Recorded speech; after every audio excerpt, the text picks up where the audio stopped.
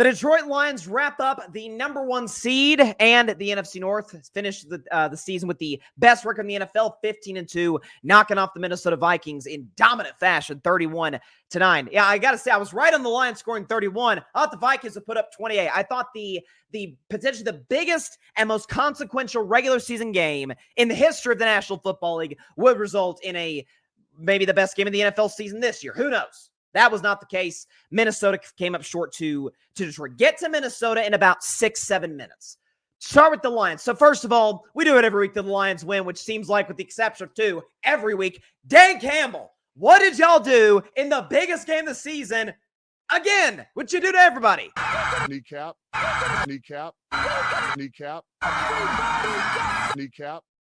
Kneecaps were bitten in Detroit, again, 31-9. So first of all, Jahmyr Gibbs was nothing short of spectacular in this game, okay? You want to look at what Jahmyr Gibbs did yesterday.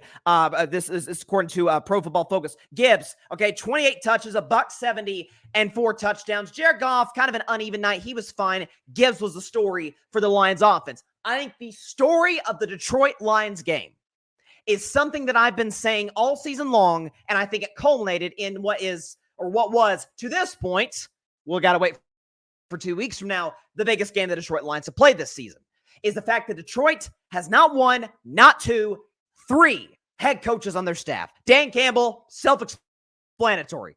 Okay, since he won 4 games for the Detroit Lions in his first year and a half, got hot at the end of 2022, made the playoffs last year, obviously won 15 games, 1 seed this year.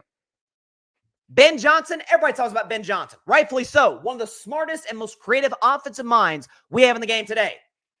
Nobody except for, I feel like, this show has been talking about Aaron Glenn, the defensive coordinator for the Lions. And by the way, the last few weeks, there hasn't been much to say about Aaron Glenn, and it's not even his fault. It's the fact that the Lions have 12 defensive players on injured reserve. And they held the Minnesota Vikings to 9 points. Let's go, just to put that into context, let's show what Minnesota offensively has done. Let's look at their season averages. Great at graphics once again by my man Alfred Parslar Jr. So the Vikings average about 25 points, around 350 yards, 257 pass yards per game, over 100 rush yards per game, 55% in the red zone, average time of possession a little over 30 minutes.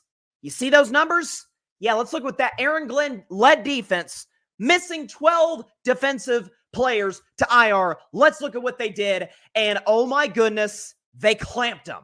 Okay, so total yards, rush yards, a little higher than what their season averages. I'm sorry, not total yards. Rush yards a little higher than what their season average would tell you. But 9 points compared to their average of 25, pretty darn good.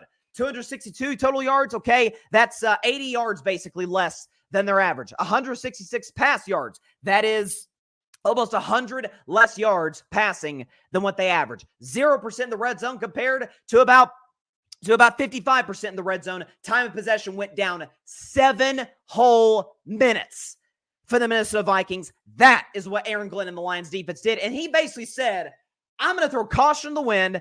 I'm going to say, you know what? Aiden Hutchins is gone. We got a bunch of defensive backs gone. I'm just going to say, the hell with it. I'm throwing the kitchen sink and then some. The kitchen sink, the soap, all of it, okay, at Sam Darnold.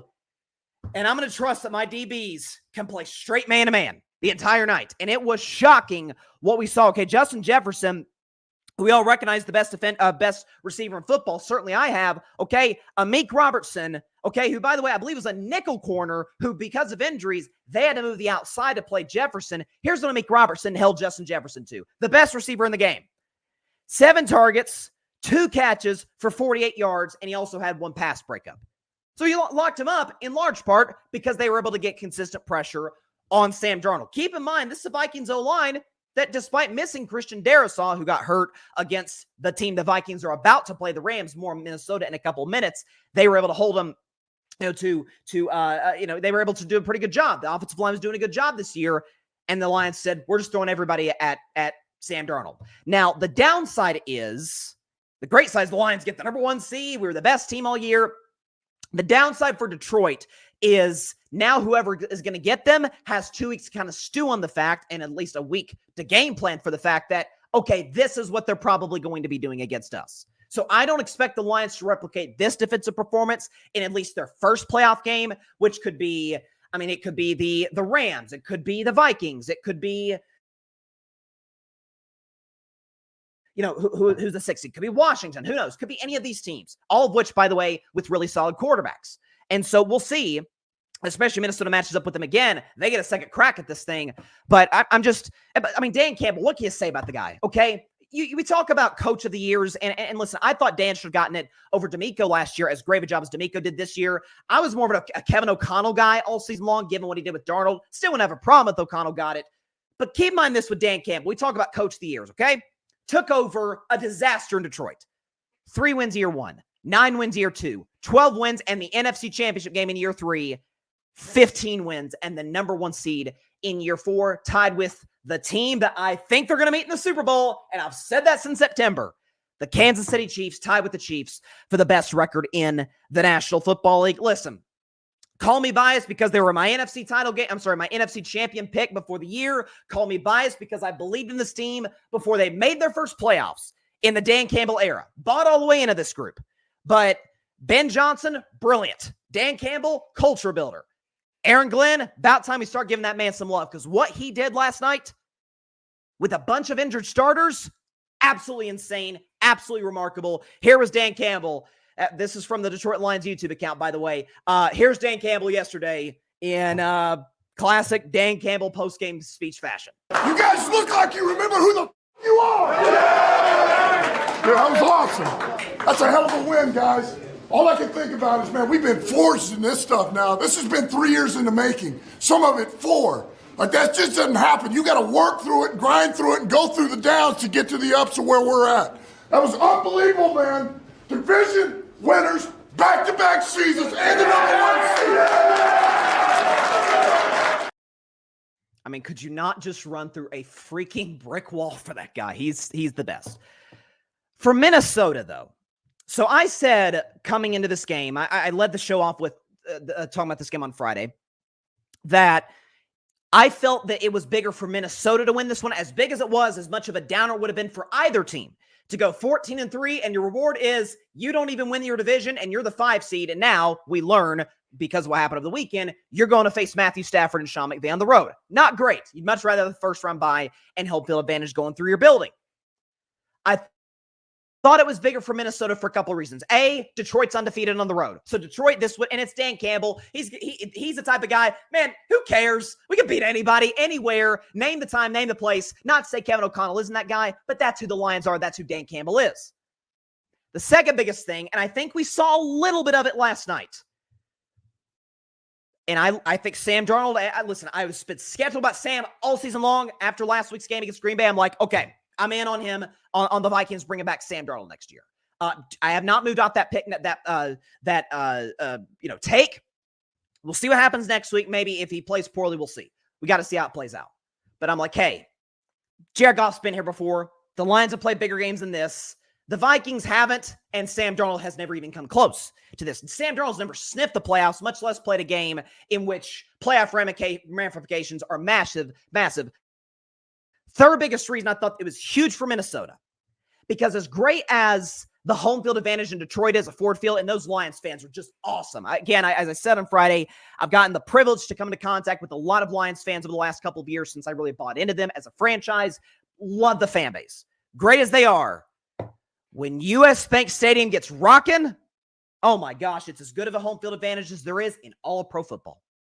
It rivals Arrowhead. It rivals the Superdome when Breeze and Peyton were doing their thing there. It rivals any stadium in the NFL. US Bank gets rocking, and it won't get rocking until next season because the Vikings are not going to play any more home games.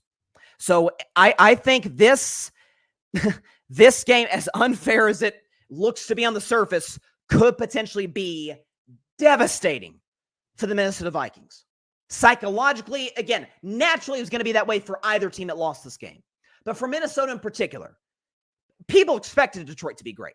People didn't necessarily expect that for the Vikings. I'm sure. Listen, if you ask Kevin O'Connell, say off the record, what do y'all think he'll be? Kevin O'Connell probably would have told you, we're going to be a double-digit win team, playoffs, maybe you can win the division.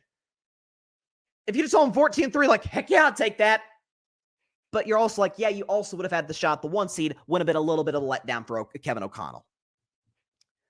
I think you see a situation where you go from, we could get the 1 seed home field advantage to, oh crap, we got to go to Los Angeles, where people say, oh, LA has, relative to Minnesota, they have very little home field advantage in SoFi Stadium to the Los Angeles Rams. But keep something in mind.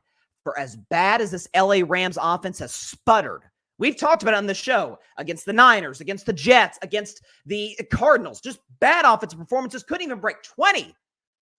For as bad as those were, two things. A, the defense has been outstanding because they've been 3-0 in those games. And B, Stafford, week off. Kupp, week off. Nakua, I believe Kyron Williams, I think, got the week off. The key offensive starters for the LA Rams, let's chill back and rest. Hey, get the week off. This game against Seattle means something for seeding, but in the eyes of Sean McVay, he's like, hey, seeding is less important than I want the best out of my guys come playoff time. Now that we've wrapped up the NFC West, which I think is, in the case of the Rams, with older starters, the right mindset to have. So I think this is a dangerous matchup. Listen, I get the Vikings are favored on the road. I'm not saying they shouldn't be. They're the better team all season long in the regular season. Respect to them. But A, the Rams beat them. And Stafford had one of his best games of the season against Brian Flores, who I think is a brilliant DC, and that Vikings defense. And B, guys got extra rest, and there's a psychological sort of barrier that I think Minnesota in the coming 2 to 3 days is going to have to overcome before they get into this. And the good news is for the Vikings, it's not like it's a short week where you're playing on Saturday, right? Like, it's not a situation like that. It's, okay, this sucks. We're going to kind of reel over the next 48 hours. And then it's, okay, we got extra time to prepare because the Rams game is on Monday night. So you do have that component. And by the way, you're probably going to have a lot of fans from Minnesota into Los Angeles to cheer on their team. So I think the Vikings, I'm not saying the Vikings are going to get housed because I don't think they will. They very well could win. But I think that could have been a potential season killer for the Vikings. Thanks so much for watching the show on YouTube, and be sure to go click that big red subscribe button and check out the other clips and full shows from Carving It Up Live, as well as our other incredible content creators here on the Grid Network.